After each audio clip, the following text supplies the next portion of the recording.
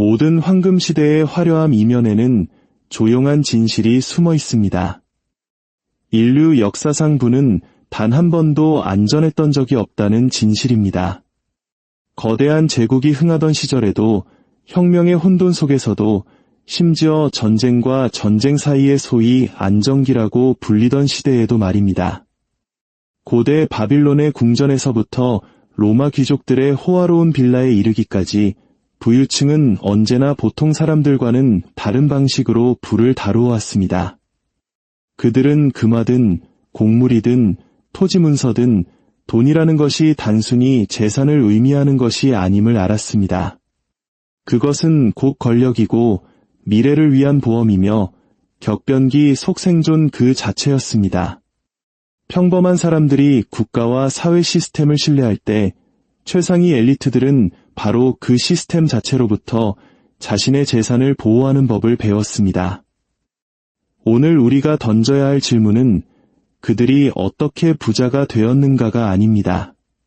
진짜 질문, 오늘날 우리에게 더 큰 울림을 주는 질문은 바로 이것입니다. 주변의 모든 것이 무너져 내릴 때 그들은 어떻게 부를 유지했는가? 이 질문에 대한 답을 찾기 위해 우리는 부가 한 곳에 집중되기 시작했던 가장 오래된 시대로 거슬러 올라가야 합니다. 여기서 부자란 은행 계좌에 돈이 많은 사람이 아니라 다른 누구도 손댈 수 없는 자원을 통제할 수 있는 능력을 가진 사람을 의미했습니다. 기원전 4000년 전 메소포타미아의 도시 국가들에서 가장 부유했던 상인과 통치자들은 은을 단순히 금고에 보관하지 않았습니다. 그들은 자신들의 부를 신전 대출, 농지 임대 계약, 그리고 강과 사막을 가로지르는 무역 독점권과 같은 무형의 자산의 굳건히 묶어두었습니다. 오르나 라가시 같은 도시를 다스렸던 수메르의 왕들은 자신들의 재산을 종교와 얽어놓음으로써 안전을 확보했습니다. 당시의 신전은 단순한 예배의 장소가 아니었습니다. 그곳은 고대 세계의 중앙은행이었습니다. 신전의 자산을 압수하는 것은 곧 신들을 모독하는 행위였고, 이 종교라는 강력한 방패는 엘리트들의 재산을 정치적으로 감히 건드릴 수 없는 성역으로 만들었습니다. 고대 이집트의 파라오와 귀족들도 비슷한 지혜를 알고 있었습니다. 이집트의 고왕국과 중왕국 시대의 부는 주화보다는 훨씬 더 내구성이 강하고 만질 수 있는 실물 자산의 형태로 저장되었습니다. 나일강 유역의 비옥한 토지, 거대한 곡물 창고, 누비아 지역의 금광 등이 바로 그것입니다. 이러한 자산들은 국가 시스템 자체를 해체하지 않고서는 쉽게 몰수할 수 없는 것들이었습니다. 특히 지배 엘리트들은 재산을 신전 영지에 기부하는 방식으로 오늘날의 신탁과 유사한 제도를 활용했습니다. 이를 통해 중앙 권력이 교체되더라도 그들의 재산이 안전하게 후손에게 상속될 수 있도록 보장했습니다. 만약 당신이 고대 이집트의 엘리트 지주였다면 인플레이션이나 화폐 가치 폭락에 대해 크게 걱정할 필요가 없었을 것입니다. 당신의 부는 바로 땅에 있었고 식량이 곧 궁극적인 가치 저장 수단이었던 세상에서 그 땅은 끊임없이 식량을 생산해냈기 때문입니다. 이는 오늘날 우리 한국인들이 땅에 대해 가지는 특별한 의미와도 일맥상통하는 부분이 있습니다. 시간의 강을 건너 기원전 5세기 고대 그리스로 가보겠습니다. 이곳에서는 이동성을 통한 분산이라는 또 다른 접근법이 나타납니다. 아테네, 코린토스, 그리고 에게의 여러 섬에서 활동하던 그리스 상인들은 해상무역으로 막대한 부를 쌓았습니다. 그들은 정치적 쿠데타나 전쟁이 일어나면 도시에 보관된 재산이 한순간에 사라질 수 있다는 사실을 뼈저리게 이해하고 있었습니다. 그래서 그들은 여러 도시 국가의 예금을 분산하고 무역선에 투자했으며 멀리 이집트나 흑해 연안의 항구에 있는 금융업자들과 관계를 구축했습니다. 이것은 현대적인 의미의 역의 금융의 초기 형태였습니다. 비밀 계좌가 아닌 자산의 물리적 분산을 통한 위험 회피 전략이었죠. 만약 아테네가 스파르타에 함락되더라도 영리한 상인은 로도스 섬으로 배를 타고 건너가 그곳에서 다시 사업을 시작할 충분한 자금을 확보할 수 있었습니다. 로마는 이 원칙을 한 차원 더 높은 수준으로 끌어올렸습니다. 원로원 의원, 장군, 그리고 막대한 부를 자랑했던 기사계급 등 로마의 엘리트들은 정치적 격변의 위험을 누구보다 잘 알고 있었습니다. 독재자가 나타나고 몰락하며 술라나 율리우스 카이사르 같은 권력자 아래서 재산이 몰수되고 단지 정치적으로 줄을 잘못 섰다는 이유만으로 하룻밤 사이에 전 재산이 사라지는 것을 목격했습니다. 그들의 해법은 자산 분산, 정치적 보험, 그리고 금융 시스템 자체에 대한 영향력을 결합한 복합적인 전략이었습니다. 로마의 최고 부유층은 모든 재산을 주화로 보관하지 않았습니다. 그들은 제국 내 여러 속주의 토지를 매입하고 세금 징수권 계약에 투자했으며 외국의 왕이나 도시에 돈을 빌려주었습니다. 그 대출금은 로마의 막강한 군사력에 의해 상환이 보장될 것임을 알고 있었기 때문입니다. 로마의 직접적인 통제권에서 벗어난 지역의 자산을 보유함으로써 그들은 본국에서의 재산 몰수 위험을 회피했습니다. 일부는 금, 보석, 예술품과 같은 이동 가능한 귀중품을 정치적 경쟁자들의 손이 닿지 않는 안전한 장소로 옮겨두기도 했습니다. 오늘날의 용어로 표현하자면 그들은 단순히 투자 포트폴리오를 다각화한 것이 아니라 자신들의 자산이 속한 사법 관할권 자체를 다각화한 것입니다. 이는 우리 현대사에서 격동의 시기를 겪으며 부의 부침을 경험했던 많은 이들에게 익숙하게 들리는 이야기일지도 모릅니다. 서기 4세기와 5세기 서로마 제국이 쇠퇴하던 시기에는 매우 흥미로운 패턴이 나타납니다.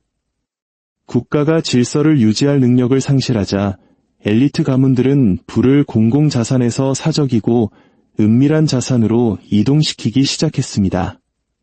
그들은 더 이상 상환을 보장할 수 없는 제국 재무부에 돈을 빌려주는 대신 요새화된 장원, 사병, 심지어는 국경 너머의 야만족 부족들과의 직접적인 교역망에 투자했습니다.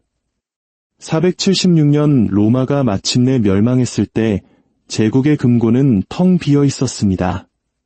하지만 가장 부유했던 가문들은 여전히 토지와 식량 공급, 그리고 노동력을 통제하고 있었습니다.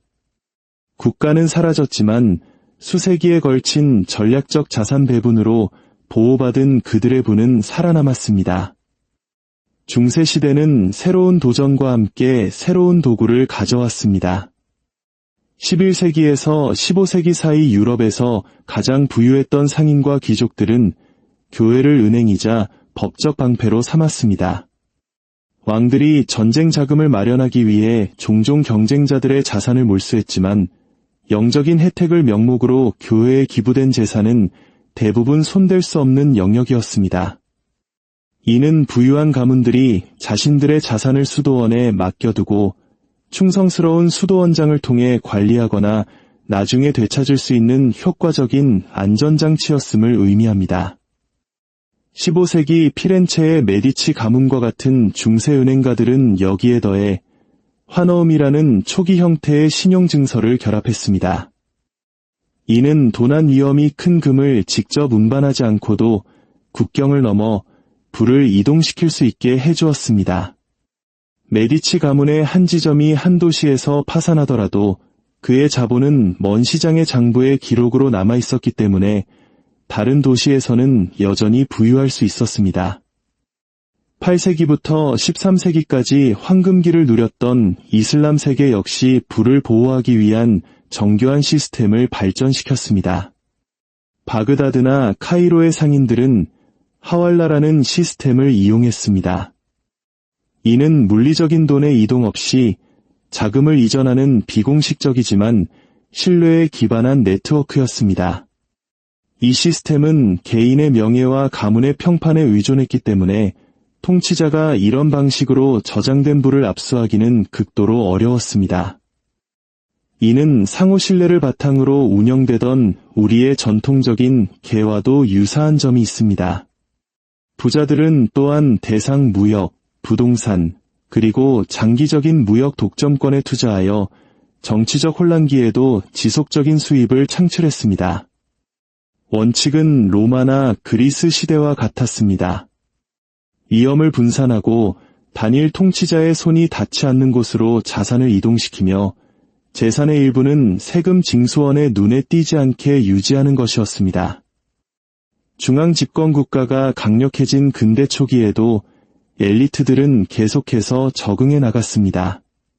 16세기부터 18세기까지 베네치아, 암스테르담, 런던의 위대한 상인 가문들은 자신들의 재산을 국가의 성장과 직접적으로 연결하는 법을 배웠습니다. 하지만 이는 국가에 대한 영향력을 확보하는 방식이었습니다. 그들은 정부 부채를 사들이고 해상 전쟁에 필요한 선박을 공급했으며 결정적인 순간에 대출을 제공하는 대가로 각종 특권과 면세 혜택을 얻어냈습니다. 이로 인해 그들은 국가가 감히 자산을 몰수할 수 없는 너무나도 중요한 존재가 되었습니다. 사실상 그들은 자신들의 부를 정치적 방패로 만든 것입니다. 정부는 서민들에게 과도한 세금을 부과해 가난에 허덕이게 할 수는 있었지만 가장 강력한 인맥을 가진 상인들의 영향력과 재산은 모든 위기 속에서 오히려 더욱 커져만 갔습니다. 이 모든 역사적 사례들이 우리에게 말해주는 것은 무엇일까요? 부를 지키는 것은 언제나 두 가지 핵심 요소, 즉 통제력과 거리두기에 관한 것이었다는 점입니다. 통제력이란 정치적 상황과 관계없이 가치를 창출하는 자산, 즉 토지, 무역으로 자원 등을 보유하는 것을 의미합니다. 거리두기란 단 한 번의 사건으로 모든 것을 잃지 않도록 자산을 여러 다른 시스템, 사법 관할권, 심지어 다른 형태의 화폐로 분산시키는 것을 의미합니다. 고대의 부자들은 대부분의 사람들이 오늘날까지도 깨닫지 못하는 사실을 이해하고 있었습니다. 공식적인 시스템 안에만 저장된 부는 언제나 위험에 노출된 부라는 것을 말입니다. 그리고 이 교훈은 오늘날 그 어느 때보다 중요합니다. 우리는 즉각적인 디지털 압수가 가능한 시대에 살고 있습니다.